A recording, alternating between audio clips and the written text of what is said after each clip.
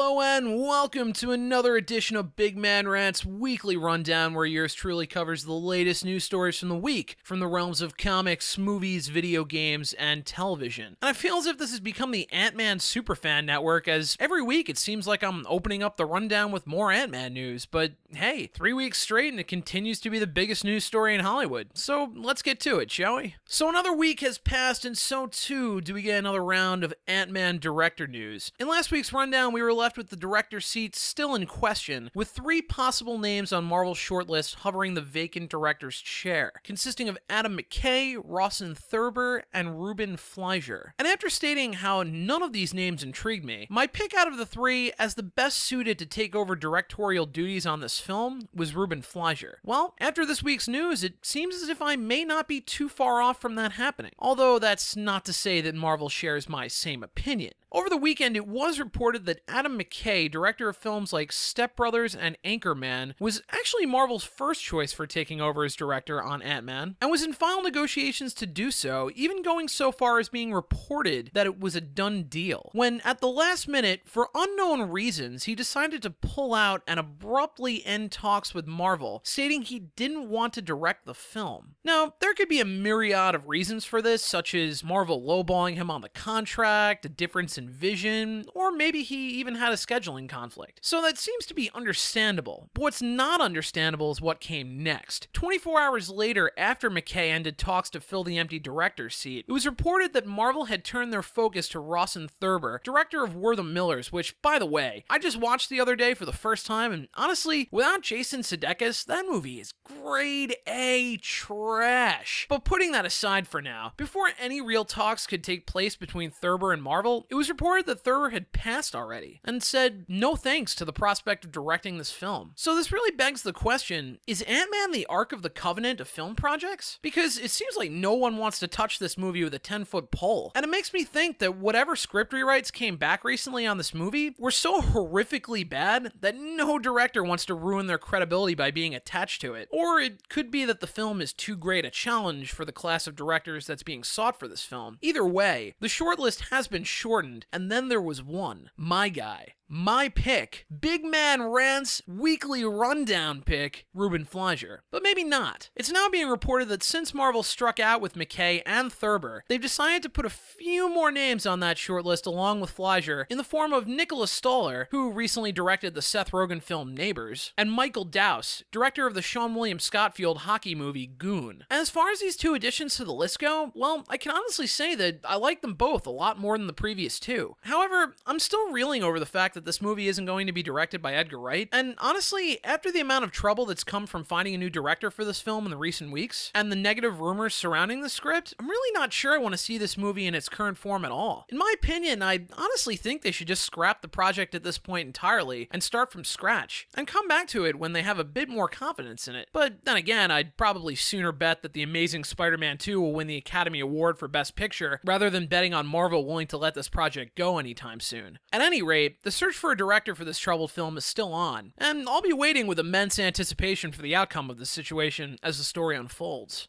And now it's time for a segment I like to call Check the Gate.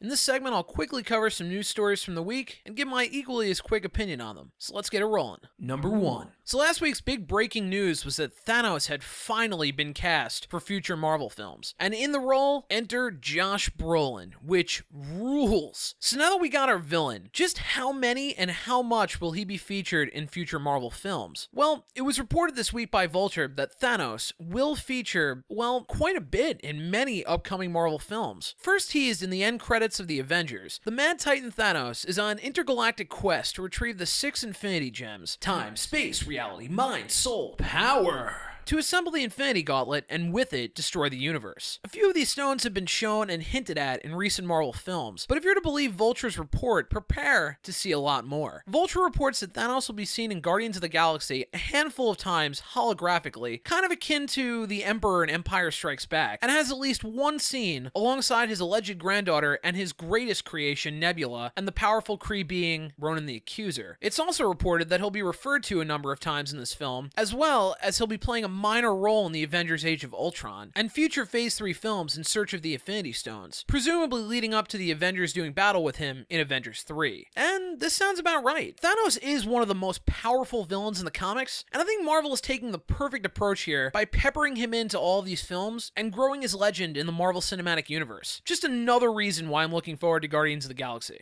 Number 2.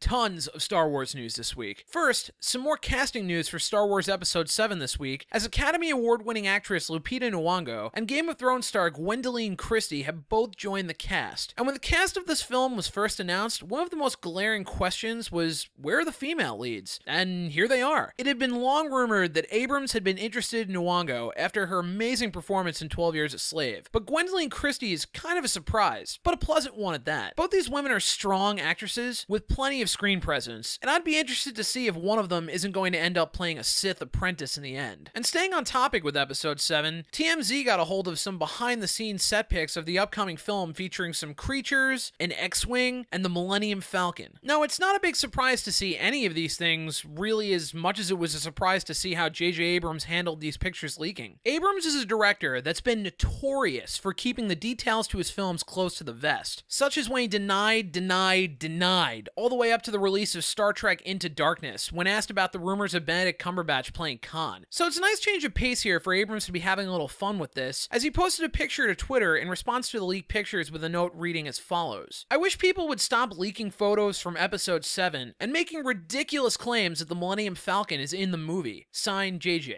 A note which, obviously, is placed on top of the chessboard on the Millennium Falcon as seen in Episode 4. It's things like this that I really appreciate how JJ is having fun with this movie, and interacting with the hardcore fans of this franchise. And it's the small things, really, that in the end lead to a better overall production. So good on him for having a little fun with this. And finally, in the last bit of Star Wars news for the week, Josh Trank, the director of Chronicle and the upcoming Fantastic Four reboot, has officially been named as the second director to be directing a future Star Wars spin-off film. And this is great news for two reasons. One, I like how Disney is choosing some of these younger, more indie-style directors who've done great work with smaller budgets and having faith in them to deliver the same kind of great work with a bigger franchise film, and that really breeds great directors. And two, this bodes well for Fantastic Four, I think, as Disney had to have liked what they've been hearing about what this guy's doing on that film, to really want him for a Star Wars solo outing. So good news this week across the board for the future of Star Wars films. Number 3. So anyone that's a fan of Marvel knows that even though not announced as of yet, the next Marvel film that will be added to Phase 3's collection of films will feature the long-awaited Marvel hero, Doctor Strange. And in a real twist of fate, this unannounced film project ends up getting a director before next summer's Ant-Man film, in horror filmmaker Scott Derrickson, who last directed Sinister. And this is a great choice for this film, as this film is going to be dealing strictly in the supernatural, involving other realms and dimensions and the monsters that inhabit them. So I like the choice a lot, as well as the man who Marvel is rumored to be fawning over for the lead role in this film, Academy Award-winning actor Jared Leto. And after seeing his amazing performance in last year's Dallas Buyers Club, I dig this choice a lot. And hell, he even looks like a younger version of Doctor Strange. So if this rumor comes to fruition, this movie's looking really good.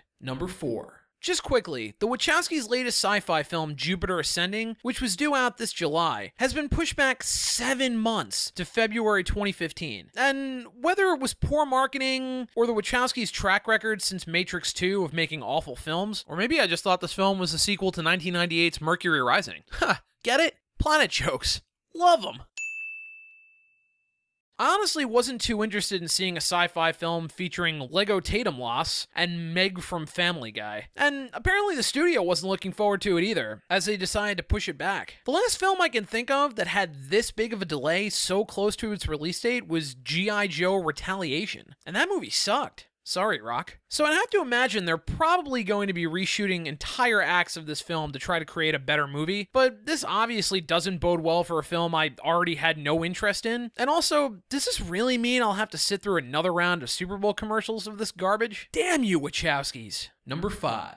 Jurassic World is set to start shooting soon in abandoned New Orleans Six Flags theme park for scenes in the film. And that's pretty goddamn cool. I like when film crews shoot on locations as opposed to green screen, and this will give it a more lived-in feel. Although, I gotta be honest, for a split second when I read this news that they were filming in a theme park, a thought went off in the back of my mind of how this kind of, sort of, parodies Jaws 3. You know, when they brought a great white shark into a theme park because man thought they could control nature, and then terror ensued? I mean, I'm not saying I have any doubts about this film being a great success and a fantastic flick, but I'm just saying. Food for thought. Number 6. A bit of Warcraft film news dropped this week as one of the lead actors in the film, Ben Foster, revealed he will be playing Archmage Medivh in the film, who in Warcraft lore is a crucial character responsible for many of the big events within the game's franchise, including the Burning Legion's entrance into Azeroth. Speaking with IGN this week, Foster said of the film, "What's exciting about Duncan Jones's take on this video game is that it shows both sides of the war. It shows both sides of a conflict, which is exciting to me. It's not just a video game turned into a movie. It's asking, hopefully, an important question: where do we limit our compassion for what we consider to be the bad guys?" From this statement and everything else I've heard about this film, it looks like this film is actually shaping up very nicely, which is rare to say about a video game adaptation, as there hasn't really been a highly successful one yet. But it sounds like Duncan Jones gets it, and understands the lore of Warcraft, and the direction it should go in. And if there was ever going to be a successful video game to film adaptation, this would probably be it. And Duncan Jones is a smart director. He directed Source Code and Moon, which I thought were both great flicks. And I have the utmost faith that he could turn this film into the next fantasy genre franchise. Number 7. Talking with the LA Times this week, Sigourney Weaver was asked about the possibility of her returning to the Alien franchise in the future, and she responded with the following: "Had we done a 5th one, I don't doubt that her humanity would have prevailed. I do feel like there is more story to tell. I feel a longing from fans for the story to be finished. I could imagine a situation where we finish telling the story." Well, Sigourney, unless you found the secret to time travel and traveled back to the year 1986, I don't think anyone, as she put it, is longing for the story to be finished. The last 2 Alien films in the Alien franchise, not including Prometheus, were awful, and both for different reasons. And the last Alien film, Alien Resurrection, was as much a cash grab to milk the franchise for all it had left, more than anything else. And even if anyone was interested in having a more conclusive ending to the Alien franchise, Sigourney is way too old at this point to play a version of Ripley that's the least bit entertaining on screen. And after how horribly written Prometheus was, I really wouldn't count on a script at this point that would bring any acceptable amount of closure to this franchise anyway. And that will do it for this week's Big Man Rants Weekly Rundown. As always, thanks for watching. And don't forget to like, comment, and subscribe. And make sure to follow me on Facebook and Twitter at Big Man Rants for all this news and more throughout the week. And remember to check out the other videos on this fine channel.